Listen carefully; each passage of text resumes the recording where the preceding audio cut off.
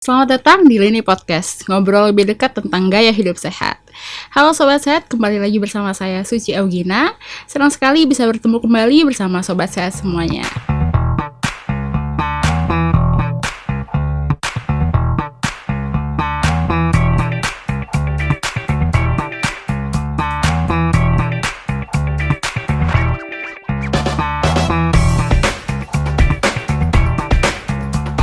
Pada episode kali ini kita akan membahas mengenai berbagai mitos tentang makanan pendamping ASI atau yang lebih dikenal sebagai MPASI.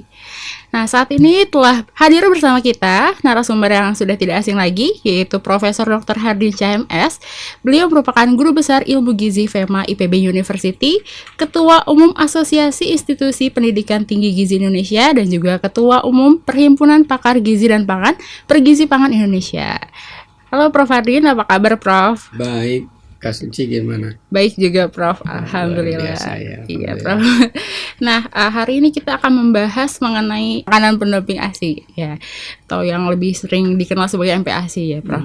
Nah, saya udah mengumpulkan nih Prof beberapa informasi yang beredar di internet nih Prof terkait MPASI. Namun saya juga masih bingung nih Prof, apakah itu termasuk ya mitos atau fakta gitu Prof. Nanti bisa Prof Hardin jelaskan dan luruskan gitu Prof kepada Sobat Sehat semuanya. Siap. Mudah-mudahan bisa semua ya. Iya. Ini lagi diuji Bapak. Aduh Prof. Nomor pertama nih Prof ya. Iya. Semakin cepat bayi diberikan MPASI semakin baik Prof. Ya, makna semakin cepat itu harusnya kalau dia mulai dari 6 bulan ya. Tapi kalau semakin cepat dalam arti di bawah 6 bulan, lahir sebulan diberi MPASI, itu berarti mitos, nggak benar itu. Hoax itu ya, nggak benar ya. Benar. Jadi bukan cepat-cepatan.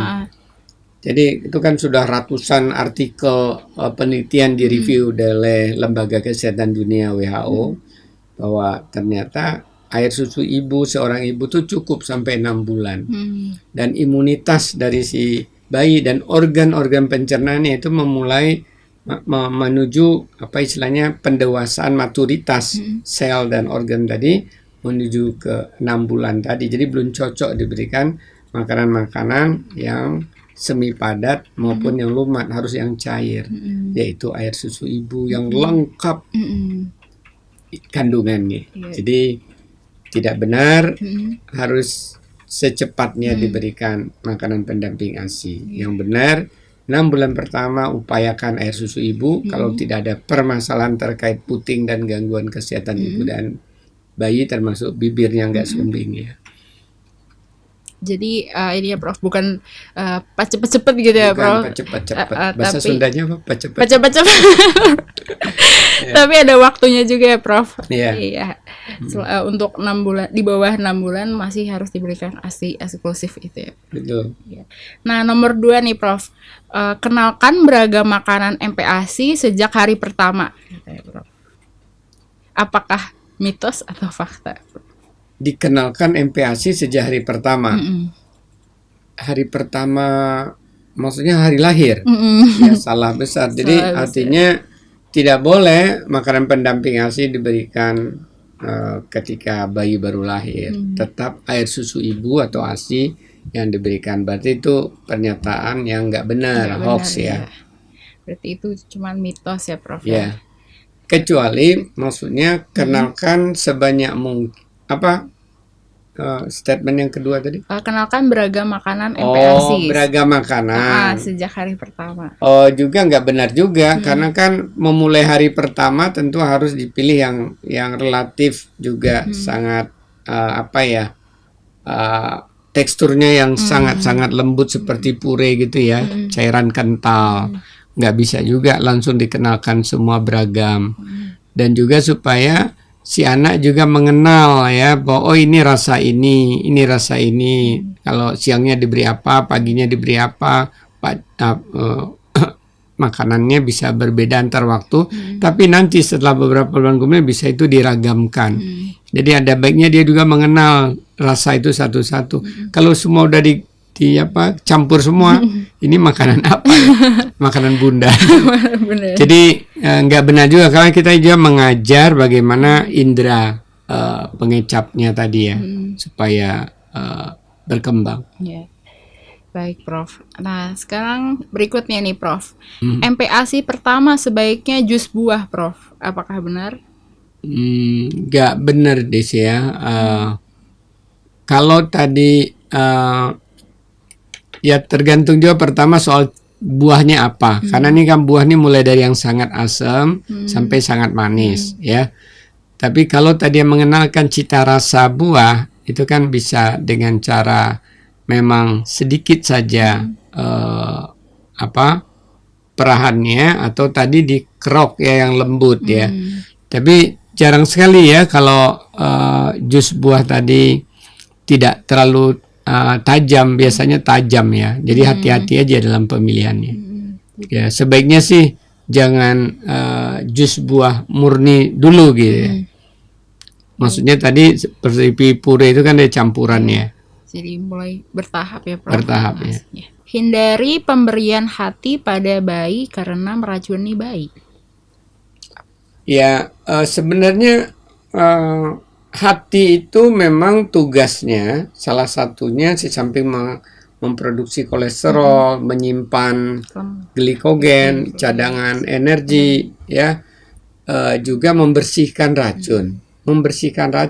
Jadi nggak masalah hati dikonsumsi ya, selagi itu memang dari ternak yang sehat ya. Jadi hati silakan diberikan.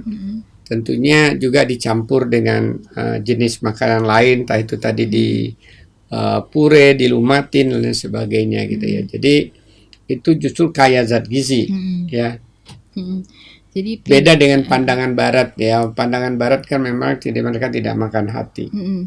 Kalau buat kita di negara sedang berkembang, Pak Indonesia itu sumber zat gizi ya. Dan tidak ada bukti bahwa anak-anak yang makan hati itu keracunan. Nah, nomor selanjutnya nih, Prof. Hindari memberikan gula dan garam agar bayi tidak gemuk. Ya, sebenarnya gula dan garam ini bagian dari cita rasa ya. Anak mengenal manis kan tidak berarti harus gula pasir ya. Manis itu bisa dari buah. Jadi kalau tujuannya dia mengenalkan rasa manis, ada banyak cara. Tapi ketika nanti bawa makanan ketika dia sudah katakan 9 bulan, ya, kemudian 12 bulan, memang harus dikenalkan rasa gula. Harus juga dikenalkan rasa asin itu dari beberapa jenis termasuk dari garam. Ya, dikenalkan. Yang penting kan tidak berlebihan, ya. Bahwa dikenalkan cita rasa itu penting. Dia harus tahu cita rasa, mana yang asin, mana yang manis, mana yang asam, mana yang pahit gitu. Jadi tidak masalah ya, Prof, untuk mengenalkan, tapi juga konsumsinya juga tidak berlebihan. Tidak ya, Prof? berlebihan. Iya, sebenarnya menyebabkan bayi gemuk tersebut juga karena ya gemuk itu sebenarnya kalau diberikan berlebihan, ya tidak hanya gula, karbohidrat berlebih juga bisa menyebabkan gemuk, lemak juga bisa menyebabkan gemuk. Ya, tapi kalau tadi mengenalkan untuk cita rasa itu tidak masalah ya, Prof. Nah, baik, selanjutnya hindari menggunakan MPASI kemasan, Prof. Ya, memang MPASI itu macam-macam ya. Ada yang dibuat di rumah, ada yang dijual di pinggir jalan, ya, bubur tim. Ada MPASI yang dikemas. Justru kalau yang dikemas, kemudian ada tulisannya BPOM RI nomor sekian, berarti itu sudah terdaftar dan sebelumnya itu sudah ada penilaian oleh pre-marketing evaluation istilahnya. Sudah dinilai sebelum dipasarkan oleh badan yang berwenang di Indonesia, Badan Pengawas Obat dan Makanan BPOM RI. Karena itu ada ditulis BPOM RI MD nomor sekian. Ya. Nomornya juga. MD itu merek dalam negeri, makanan dalam negeri ya. Jadi justru itu berarti dia, kecuali lihat lagi di dalam labelnya. Kadaluarsa apa belum gitu. Selagi dia masih belum mencapai kadaluarsa, ada BPOM MD nomor sekian, itu justru sudah diatur sesuai standar produksi MPASI yang baik. Karena ada standar nasional dari Badan Standar Nasional bagaimana membuat MPASI industri kemasan yang baik. Jadi sebenarnya aman ya Prof Ya. jika memang ada label BPOM, BPOM tersebut. RI bukan sekedar something dibungkus-bungkus gitu ya. Jadi ada BPOM RI, MD nomor sekian, kemudian cek bahwa kemasannya nggak rusak, cek bahwa belum kadaluarsa. Saya kira itu mengikuti standar justru yang dianjurkan dari standar itu dibuat oleh Kemenkes bersama Badan POM, kemudian disahkan oleh Badan Standar Nasional. Jadi resmi legal. Resmi dan legal. Jadi boleh saja. Itu justru dalam rangka melindungi konsumen. di samping melindungi produsen untuk dia bisa menghasilkan produk yang terstandar. Jadi perlu dicek lagi ya Prof kemasannya sebelum diberikan Iya, kepada. jadi hanya kemasan nggak ada itu berarti itu siluman gitu. Siluman ya. Artinya takut ada penyalahgunaan di pasar ya oleh orang-orang nggak bertanggung jawab. Iya. Bisa juga nanti bubur tim dia keringkan, dia bungkus-bungkus gitu ya. Iya, bisa juga maaf. Nah, Prof, selanjutnya MPASI kemasan mengandung pengawet dan zat kimia. Bagaimana? Ya, jadi sebenarnya kalau MPASI yang diproduksi terstandar ada BPOM MD nomor sekian, itu sebenarnya dia tidak pakai pengawet, bahkan dilarang. Dia bisa awet itu karena kering, ya. Bukan itu dia bubuk kering. Jadi bubuk itu kadar airnya berapa ya? Sekitar 5 sampai 7% ya. Itu yang membuat dia awet, kemudian dikemas dengan cara yang memenuhi standar. Ada lagi MPASI yang berbentuk biskuit, itu juga karena dia kering kan. Sesuatu yang kering itu awet. Jadi sangat ketat sekali. Kalau dia BPOM MD nomor sekian, itu berarti dia mengikuti standar-standar yang ditetapkan oleh Kementerian Kesehatan dan Badan POM, diawasi oleh Badan POM dan oleh standar tadi udah diskusikan secara ke pemerintahan dan kepakaran dan disahkan oleh Badan Standar Nasional atau BSN. Jadi, harusnya kita nggak ragu karena itu udah dilindungi pemerintah. Jadi sebenarnya tidak pakai pengawet juga ya Prof untuk MPASI kemasan ini. Iya. Justru dan tidak tadi apa kimia ya? Kimia, zat kimia. Sebenarnya bahasa awam ini repotnya. Zat gizi adalah zat kimia loh. Jadi apa yang membuat kita menjadi tumbuh kembang dari lahir dengan zat gizi? Apa itu zat gizi? Adalah bahan kimia yang ada dalam makanan yang bermanfaat buat kesehatan. Antara lain karbohidrat, protein, lemak, air, vitamin, mineral. Jadi gizi itu jadi zat kimia. Jadi kalau dikatakan bahwa MPASI mengandung kimia, ya karena zat gizi. Dia mengandung karbohidrat, mengandung protein, mengandung vitamin, mengandung mineral. Memang standarnya demikian. Ya, jadi siapapun buat makanan di rumah dia tuh makan bahan kimia dari sayur, bahan kimia dari daging, bahan kimia dari itulah namanya zat gizi. Jadi mungkin ini nggak tahu saya makna penulisan kimia itu maksudnya apa? Karena kalau kimia itu nanti ada yang dia bermanfaat, ada yang berbahaya. Ya, nah berbahaya ini justru itu diatur oleh standar kan? Standar pembuatan MPASI yang oleh Badan Standar Nasional ini justru diatur ini bahan-bahan yang diperbolehkan. Sama dengan kalau kita bicara jajanan di sekolah dasar ya, ada yang diperbolehkan, ada yang tidak diperbolehkan. Nah, padahal kalau untuk MPASI itu tidak menggunakan pengawet. Ya, jadi awet karena pengolahannya itu sendiri ya, Prof. Dikeringkan sehingga menjadi awet. Nah, Prof, selanjutnya, MPASI kemasan itu berbahaya karena diperkaya zat gizi. Bagaimana, Prof? Iya, justru zat gizi tadi dimaksudkan untuk mengatasi kemungkinan ada anak-anak yang kekurangan zat gizi. Jadi dari hasil-hasil penelitian bahwa air susu ibu cukup sampai usia 6 bulan. Setelah 6 bulan produksi air susu ibu tadi menurun dan kebutuhan bayinya meningkat. Jadi kesenjangannya itu semakin besar nih. kebutuhan meningkat, produksi menurun. Nah, kesenjangan ini yang diisi, dipenuhi dari MPASI, baik itu dari rumah atau dari tadi yang berkemasan atau lainnya. Ya.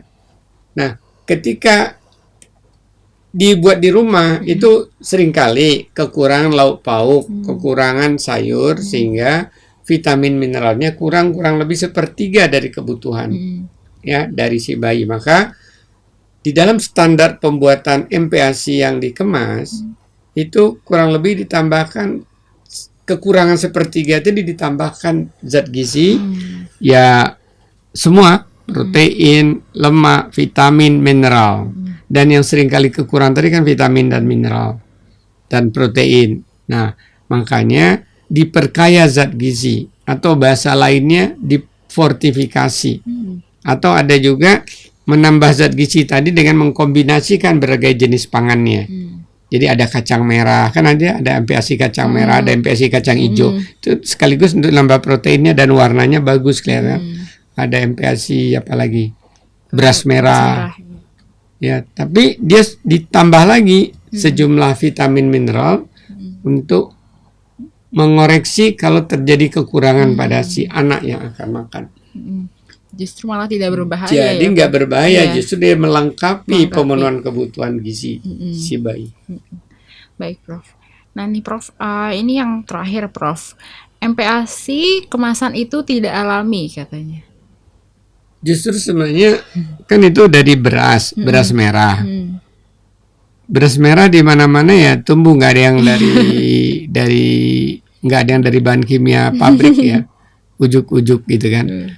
Apa kacang merah, kacang hijau. Jadi semua tuh bahan alami, hanya cara menyajikannya ada yang ini dikeringkan supaya awet.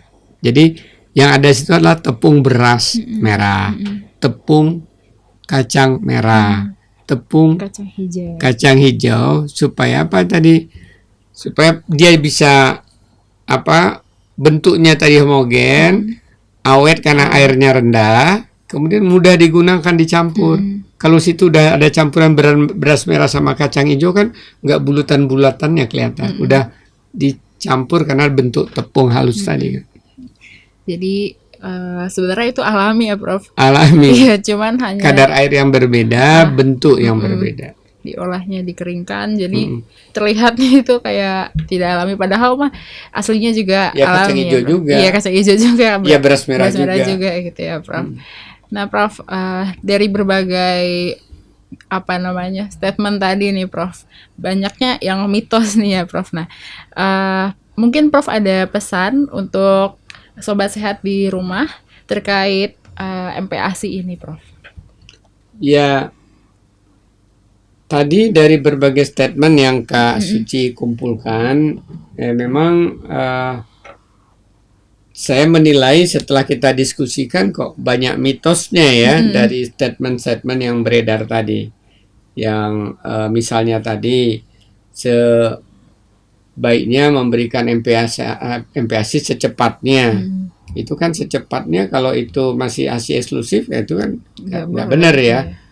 Terus bahwa sebaiknya MPASI tidak diberikan gula dan garam gitu kan. Padahal kalau memperkenalkan untuk cita rasa ya tetap boleh. Yang penting tidak berlebihan. Kemudian tadi yang terakhir yang tentang MPASI kemasan. Ya, MPASI kemasan tadi dibilang itu tidak alami gitu ya. Yang penting kalau dia kemasan lihat deh ada BPOM RI MD apa enggak. Kalau udah itulah pemerintah melindungi produsen dan konsumen di sana. Ya. Kemudian cek lagi apakah udah kadaluarsa atau belum. Kalau belum dan kemasannya nggak rusak, ya itu sudah mengikuti standar prosedur yang diajukan Kementerian Kesehatan, Badan POM dan disahkan oleh Badan Standar Nasional tentang makanan pendamping ASI.